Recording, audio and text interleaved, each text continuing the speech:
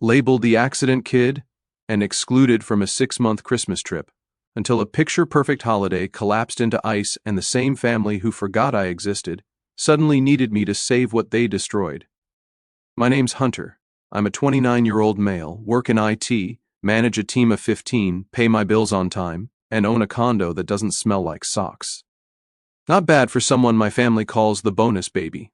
That's the nice version. Other times, it's the accident, the afterthought, or my personal favorite, the surprise package. I've heard it my whole life. My siblings think it's hilarious. I guess when you're born 15 years after the first kid, people assume you were either planned for tax purposes or a result of someone forgetting to lock the door on New Year's Eve. According to my dad, it was the second one. He told me that at Christmas dinner when I was 12. Nobody thought that was weird except me. The family roster goes like this: Martin, my dad, talks about family values but really means what the neighbors think. He spends every holiday bragging about his lawn or Blake's job like it's breaking news. Elaine, my mom, is a professional at acting sweet while slipping in insults. If passive-aggressive was a sport, she'd have trophies. Blake, 44, oldest brother, works in finance, drives a BMW, speaks in LinkedIn quotes. Martin calls him the example. Serena, 42, influencer mom, does family photo shoots every season, calls her kids my little blessings online, yells at them off camera. Daphne, 39, the free spirit, always on some juice cleanse or crystal therapy kick, loves giving advice nobody asked for. Then there's me, youngest by a mile. Growing up, they treated me less like the baby of the family, and more like the neighbor's kid who kept wandering into the house. When I was 9, I joined the school choir. We had this big winter concert. I told everyone at home. Blake said he had a study group. Serena claimed she was busy with plans, which I later found out was a sleepover. Daphne said she'd try but didn't. Mom and Dad said they couldn't make it because there was some neighborhood party. That night, I sang in front of 300 parents. Mine weren't there. Next month, I watched the whole family go to Serena's dance recital like it was the Oscars. They brought flowers for her. I got a sorry we missed it, buddy. And it wasn't just that one time. When Blake graduated college, Dad rented a whole banquet hall. Toasts, banners, a slideshow on a projector, the works. When I graduated, dinner at Applebee's with half the family missing because they had plans. I stopped inviting them to things after that. Why bother? By the time I was in high school, I spent most of my time messing with this old desktop Dad's office was throwing out. It sounded like a jet engine when it turned on. I fixed it piece by piece, learned coding from free forums, taught myself networks, security, all that. Nobody noticed until Serena needed her laptop cleaned from viruses because she clicked some scam link. I graduated, went straight into IT, worked night shifts while my siblings were posting vacation photos. Spent 10 years grinding until I was running the department. Good salary, my own place, health insurance that actually covers stuff. Dad brags about Blake's BMW like it's family property but hasn't once asked how I managed to buy my condo before 30, whatever.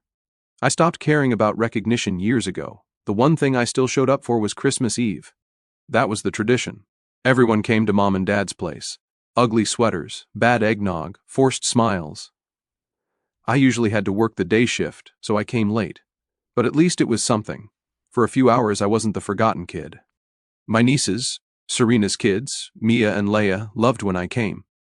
Probably because I actually talked to them instead of handing them iPads like babysitters. Last year, I got them a Lego set bigger than Serena's dining table. Spent the night helping them build it while the adults argued about politics in the kitchen. Best part of the whole evening. Dad once told me, "Family's everything, son." Yeah, could have fooled me. What I learned instead was this: family shows up when they want something. Tech help, money advice, babysitting. But when I had that promotion at work, when I bought my first car, when I hit 5 years at the company, silence. I never said anything, figured if they didn't notice on their own, forcing it wouldn't help. Plus, sarcasm works better than begging. Like 2 summers ago, Daphne asked why I never bring anyone to family barbecues. I said, didn't know auditions were open for the supporting cast. She blinked like I spoke another language. So yeah, I kept my distance. Work, a few good friends, my own routine. Show up for Christmas, smile for the nieces, go home. That was the deal. At least it used to be, because this year that deal got thrown straight out the window. And it started with one stupid Saturday in December when I stopped by Dad and Mom's place to drop off a package. Mia and Leia ran up asking if I was excited for the cabin trip. What cabin trip? I asked. That's when everything changed. Mia and Leia were both talking at the same time, words tripping over each other like they were in a race. Something about bunk beds, snowball fights, a cabin with a hot tub. I was standing in the hallway holding this Amazon box for Mom like an idiot. "What cabin?" I asked again. Mia blinked at me like I was joking. "The Christmas cabin. Everyone's going. Grandma said it was going to be better than last year since we only stayed one night." Then I turned to Mom, who was in the kitchen pulling cookies out of the oven like she was auditioning for a commercial. "Is there a reason I'm hearing about this from a 7-year-old? She froze for half a second before plastering on that tight smile she always uses. "Oh, that. Well, we all talked about it back in June. Serena found this place in Vermont. Really cozy, perfect for the whole family. We figured you'd be working again, so..." She shrugged like that explained everything. I just stared at her. "So nobody thought maybe I'd want to know." "You work a lot, Hunter," she said, sliding cookies onto a plate. "We didn't want you to feel pressured." "Right," I said. "Wouldn't want to pressure me by telling me." Mia looked between us, confused. "You're coming, right, Uncle Hunter?" I didn't answer. I put the box on the counter and left before Mom could start another sentence. Driving home, my phone buzzed. The family group chat was a full-blown Christmas ad campaign. Blake posting cabin photos like he was selling timeshares, Serena showing off matching pajamas for the cabin vibe, Blake sending a selfie in a Santa hat, holding a mug like he was in a holiday coffee commercial, and Daphne tossing in 20 snowflake emojis for good measure. I typed one word, adorable, then put my phone down. Not a single text asking if I was coming. I scrolled back through months of messages, birthday plans, barbecues, random brunches, same pattern every time. I wasn't in the conversation until someone needed me for something, like 3 weeks ago. Serena called me on a Sunday because Mia downloaded some game full of ads on her tablet and it was acting weird. I drove over, fixed it in 5 minutes, left before dinner because they didn't even offer. It's always like that. When I got home that night, I told Riley about the cabin over text. We'd only been dating a few weeks, so I kept it simple. Found out my family planned Christmas without me, booked a cabin. Whole thing's been set since June. "They didn't invite you?" "Apparently I work too much to be told things." "Wow, I'm sorry, Hunter." She called me after that. Riley's the kind of person who actually listens when you talk. She didn't jump in with advice or bash my family. "Just let me explain." I told her this wasn't new. Growing up, it was always the same story. I wasn't shocked about the cabin, just tired. Riley let me talk until I ran out of things to say. Then she said, "You can come with my family." I didn't answer right away. She added, "I mean it. My parents would love to have you. We eat too much. My brother will ask you a million questions about computers. My mom will send you home with leftovers for a week. It's chaos, but the good kind." I laughed, but there was this lump in my throat I didn't expect. "You sure? We've been dating what, a month?" "Yeah," she said, "and they'll like you. They actually like people." That last part stuck with me. The next day at work, Blake called, not to invite me. He wanted help setting up Wi-Fi in the cabin ahead of time. "Hunter, you're good with this stuff," he said like it was my job. "Can you come by this weekend? We need it working before everyone gets there." I said, "I'm not going to the cabin, Blake." Pause. "Wait, what? Why?" "Because nobody invited me." He laughed like I was kidding. "You work all the time, man. We didn't think you'd want to come." "You didn't ask," I said. "Well, it's kind of late now. All the beds are taken." "The place is full on beds, right?" I said, but not too full for my tech help. Silence. "Then, so, is that a no?" I hung up. That night, I told Riley I'd come with her family, and for the first time in a long time, I felt like maybe Christmas wouldn't be another reminder of where I stood with mine. Rewind to late November, Thanksgiving, because it sets the tone for everything that came after. Mom texted the group chat, dinner at ours, 3 p.m. sharp, dress nice, family photo after. She added 3 smiley faces like we were the picture of togetherness. Thanksgiving at my parents' house always looks good on Instagram. Matching plates, perfect table settings, Blake carving the turkey while Mom beams like we're in a magazine spread. It's a performance, not a holiday. I got there at 2:50, walked in, said hey, and handed Mom the pie I brought. She took it like she was holding a grocery receipt. "Oh, thanks, Hunter. We already have 2 pies, but I guess one more doesn't hurt." She set it down next to Serena's dessert, a custom pumpkin cheesecake from some expensive bakery. Mom made sure to tell everyone the price. "Hunter, take a picture of us," Serena yelled from the living room, already posing with her kids like she was at a photo shoot. No hello, no hug, just instructions. "It's how it always starts," I'm the photographer, the errand boy, the oh good, you made it. Now hold this ladder while Blake hangs lights. Dinner was loud. Blake telling some story about work that sounded like he stole it from a TED Talk. Serena showing everyone her fall family photo session on her phone. I sat at the corner of the table eating stuffing, nodding at the right moments. Then Blake started. So, Hunter, he said between bites. You still doing computer stuff? I swallowed. Yeah, I manage the IT department now. Blake smirked. Nice. Nice. Not everyone can be CEO material, right? Serena laughed like he was hilarious. Daphne added, Hey, it's honest work. Like plumbing, but for laptops. Mom sipped her wine. We're just glad you're keeping busy, dear. That's the thing about them, every compliment's got a knife in it. Halfway through dessert, Blake leaned back in his chair. Remember when Dad called Hunter the bonus baby? Man, that stuck. Oh yeah, Serena said. I tell people I have 2 sisters, a brother and Hunter. She laughed like it was the best joke she'd ever made. Daphne grinned. Hey, he wasn't planned, but at least he's here. I put my fork down. You done? The table went quiet for a second. Blake smirked. Relax, man, we're just joking. Right, I said. Like when I graduated and got dinner at Applebee's while Blake got a banquet hall. Just jokes, right? Mom frowned. No need to bring that up. Or when Serena got a whole recital audience and I sang in a gym with nobody there. Hilarious stuff. Blake shifted in his seat. Dude, we didn't mean anything by it. Yeah, I'm sure you didn't, I said. You never do. The silence this time was heavier. Serena cleared her throat. Changed the subject to some new coffee maker she bought. Conversation limped along after that. After dinner, Mom handed me a stack of plates. Not Blake, not Serena, me. Hunter, be a dear and help clean up, she said like I was a busboy. Blake was in the living room watching football.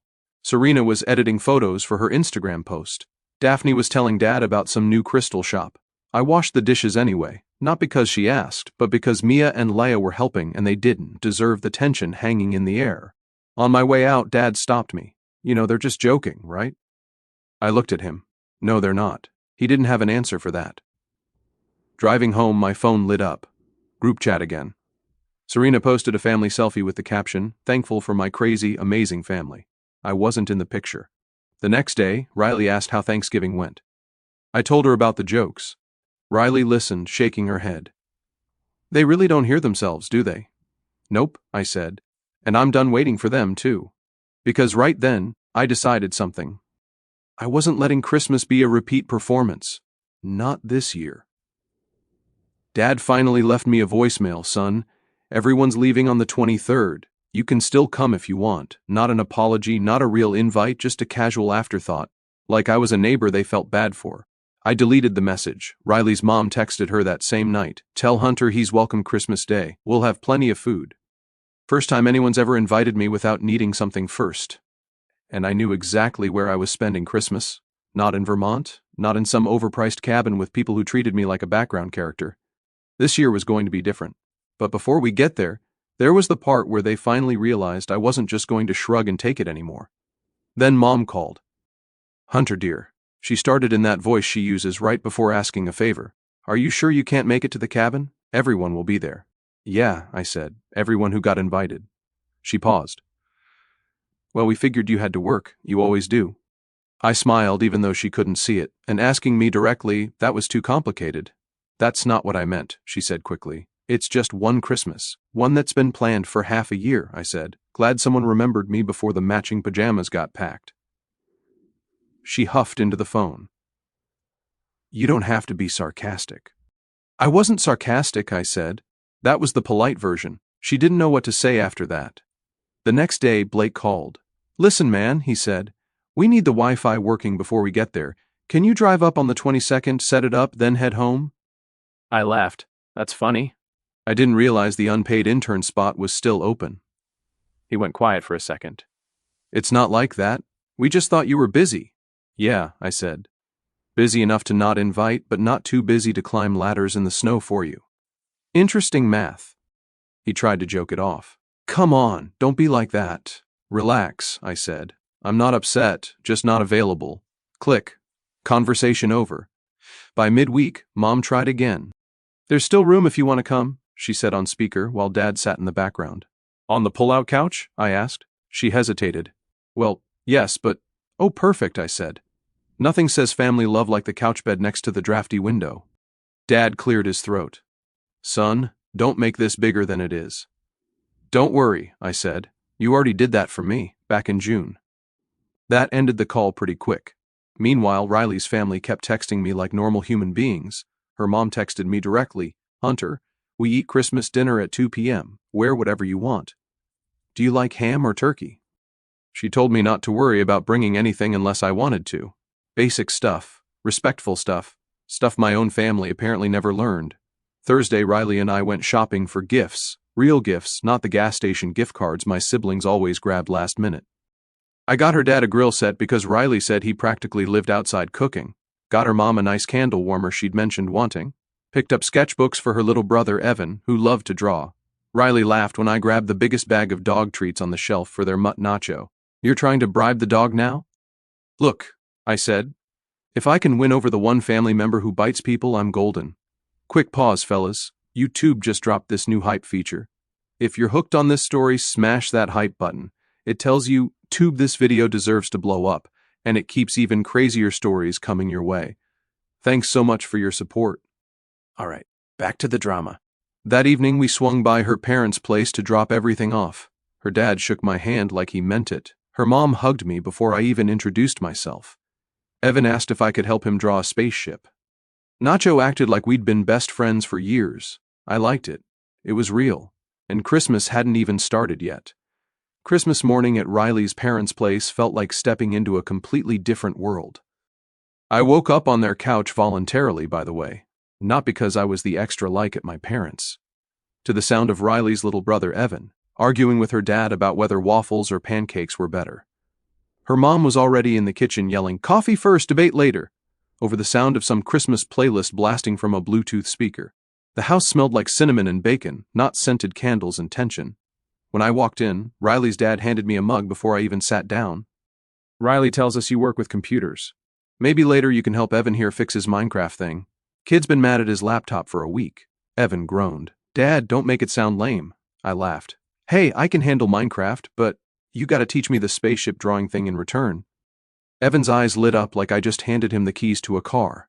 Deal made. Breakfast was messy. Waffles, pancakes, bacon, eggs, the works. People passing plates, talking over each other, laughing at dumb jokes. Her mom burned the first batch of toast, yelled at the toaster like it was personal, then handed it to Riley's dad anyway. He ate it while saying, "I'm gourmet," and everyone cracked up. Nobody was pretending to be perfect. Nobody was competing for attention. It was just people being people. And I didn't realize how much I'd missed that until I was sitting there. After breakfast, Riley's mom brought out stockings with names on them, even one for me. I held it up. I think you mixed this up. Nope, she said. We made that last night. It had socks, snacks, and a gift card to the coffee shop Riley told me I liked. Thing fancy, but it was thoughtful. At my parents' place, stockings were for show. Serena always got the biggest ones stuffed with expensive perfume or jewelry from Santa, even when we were adults. Mine usually had a toothbrush and some gas station candy because we didn't know what you needed. This was different. We opened gifts in the living room, everyone on the floor in pajamas. Her dad got a new drill. Her mom got a cookbook she actually asked for. Evan ripped open a giant Lego set and immediately started sorting pieces on the carpet. I gave Riley's parents the gifts I bought, the grill set and the candle warmer, and they acted like I'd handed them gold bars. Hunter, you didn't have to get us anything, her mom said, hugging me like I cured a disease. Meanwhile, at my parents' house, gifts were more like currency. Blake always bought the most expensive thing just so everyone knew he spent the most. Serena once gave me a book on finding direction the year I got promoted at work. Subtle, right? Here, nobody kept score. After gifts, Riley's dad pulled out board games, actual board games, not the let's stare at our phones. In the same room thing my family called bonding. We played Pictionary first. Evan teamed up with me. We lost badly because my dog drawing looked like a diseased horse, but everyone laughed until they cried. Not at me, but with me. Riley's mom yelled at Riley's dad for using words instead of pictures. He said, "That's modern art," and she threw a pillow at him. It was chaos, fun chaos, the kind that didn't leave you exhausted after. At one point, my phone buzzed. Group chat from my family. Blake, power's out at the cabin. Place is freezing. Serena, Mia's crying. She wanted to swim in the hot tub. Mom, Hunter, do you know who to call for this? Power's out, generator won't start. Roads are iced over. Everything's a mess. I showed Riley. She smirked. Oh no, tragic. I typed, I'm busy. Try the Wi-Fi guy, then put my phone face down and went back to the game. Dinner was at 2, big table, ham and turkey, way too much food. Riley's mom made 3 different kinds of potatoes because, in her words, people have opinions. Her dad said grace, simple and short, nothing like the 10-minute speeches my dad gave about family unity while ignoring half the people at the table all year. Everyone passed plates, argued about cranberry sauce, told embarrassing stories. At one point, Riley's mom leaned over and asked if I wanted more gravy. After dinner, Evan dragged me to the Lego project in the living room. Riley's dad helped while Riley's mom handed out pie. Evan kept handing me pieces, giving me instructions like he was the foreman and I was free labor, but in a funny way. I realized then nobody here saw me as background noise. And maybe that's what hit the hardest. Not the food, not the games, just being treated like I belonged without having to earn it first. Around 8, my phone buzzed again. Serena, this cabin trip is a disaster. Blake, power's out, generator's dead, and the roads are shut. Dad fell on the deck. This is a nightmare. Mom, we should have stayed home. I didn't reply. Riley's dad was telling some story about his first car. Riley's mom was laughing so hard she snorted. Evan was showing off the Lego spaceship we finished, and I sat there thinking, yeah, you really should have stayed home. Because as the night rolled on at Riley's parents' place, warm house, good food, actual laughter, my phone kept lighting up with updates from the family cabin trip like it was a disaster movie playing out in real time. Blake, we've been calling the power company for hours. No ETA. Serena, Mia says she can see her breath inside the cabin. Mom, Hunter, do you know anything about generators? Yeah, I thought. I know not to go to a frozen cabin with people who forget I exist for 6 months. I put the phone on silent and went back to Riley's dad telling a story about the time he accidentally set his grill on fire trying to cook ribs in college. Around 9, the calls started. First Mom, twice, straight to voicemail, then Serena, then Mom again. Riley saw my screen light up and raised an eyebrow. You going to answer that? I shook my head. Nah, feels like a tomorrow problem. She grinned. Savage. Look, I said, they remembered me for the first time all year because their vacation turned into a snow globe horror show. Forgive me if I'm not rushing to play hero. Riley's dad overheard and chuckled. Sounds like karma's got better timing than the power company. 10 minutes later, Blake called. I let it ring, but he left a voicemail I couldn't resist listening to. Hunter, man, we need help. Roads are shut down, power's out, pipes might freeze. If you know anybody in Vermont... I stopped listening after that. The mental image of Blake stomping around in his expensive boots, yelling about frozen pipes, was enough entertainment for the night. Meanwhile, Riley's family was playing charades in the living room. Her mom was terrible at it. She tried to act out the Lion King and somehow made it look like a nature documentary about worms. Her dad laughed so hard he cried. When it was my turn, I got Die Hard and Evan yelled, Home Alone, after my first 2 clues. I told him close enough and gave him the point. It was stupid, simple fun. No competition, no judgment, nobody trying to make me the punchline. That's when my phone buzzed again. Mom, Hunter, please call me. It's serious. I stepped into the hallway and answered this time. Mom didn't even say hello. Your father slipped on the deck steps. He's fine, but the ambulance couldn't get through because of the ice. I paused. Wow, sounds like a rough trip. We need someone to call the cabin company, the power company, somebody, she said, panicked. Me? I asked. The guy you didn't invite? She hesitated. Hunter, this isn't the time. No, I said calmly. This is exactly the time, because you only remember I exist when things fall apart.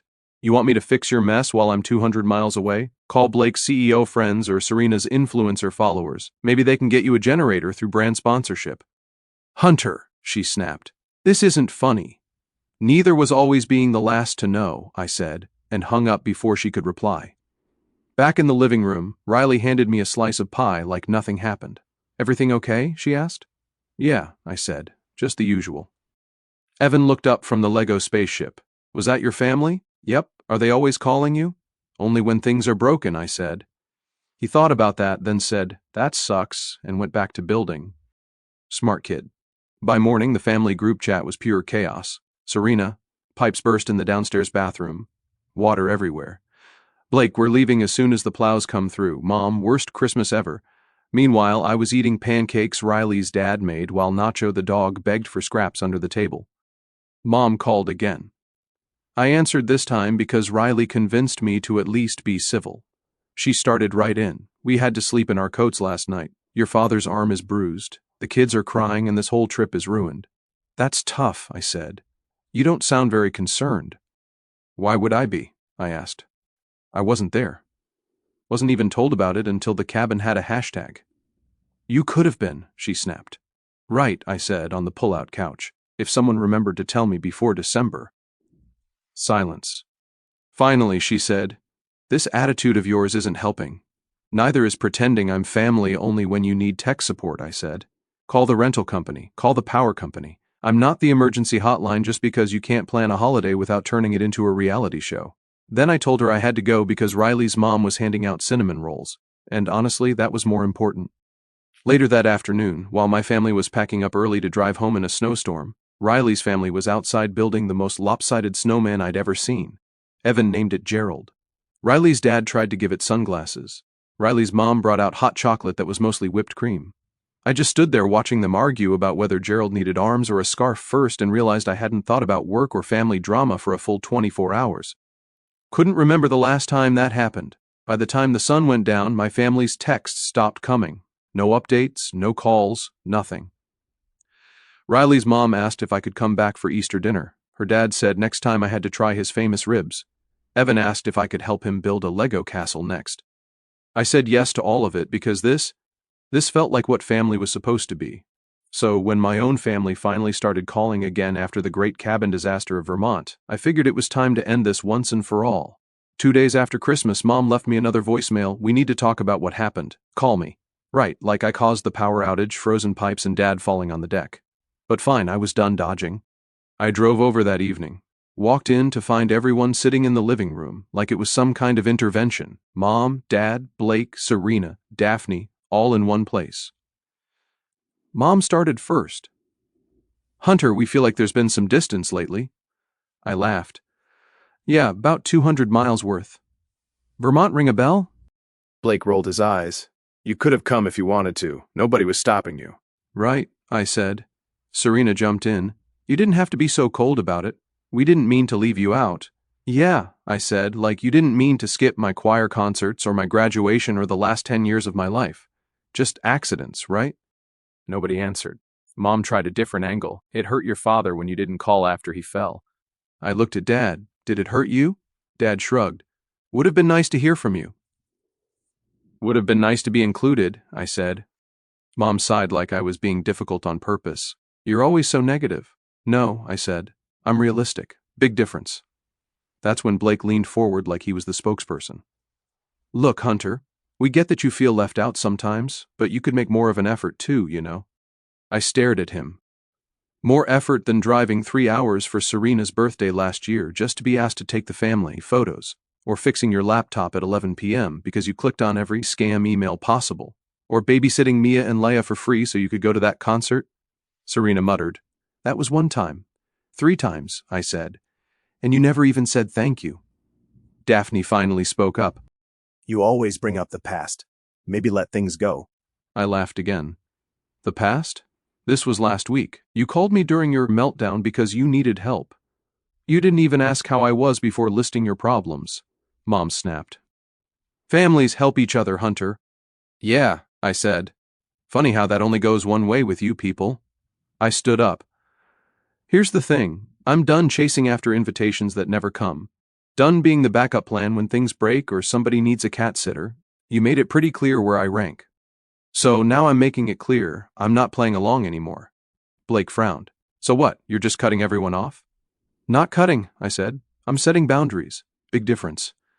Mom tried the guilt trip next. After all we've done for you, I held up a hand. Stop. What you've done for me is remind me since childhood that I was an accident, that I wasn't planned, that Blake was the golden child, Serena was the star, Daphne was the free spirit, and I was the accident kid. You don't get to play the loving parent card now. She went red. You're being dramatic. No, I said. I'm being honest, something this family avoids like the plague. Serena crossed her arms. So, you think you're better than us now? I shook my head. No, I think I finally like myself enough not to sit at the kid table as I turn 30 soon. Blake muttered something about me overreacting. I turned to him. You called me during Christmas to fix your Wi-Fi from 200 miles away. I was eating pie while you were freezing in the dark. Maybe think about that before lecturing me. Dad finally spoke. So what now? Now, I said, I'm taking a step back. You want to have a relationship that isn't built on guilt trips or tech support calls? Great. I'm open to that. But I'm done forcing my way into a family that treats me like an afterthought until the pipes burst. Nobody said anything. By the time I left, the group chat was already buzzing with side conversations.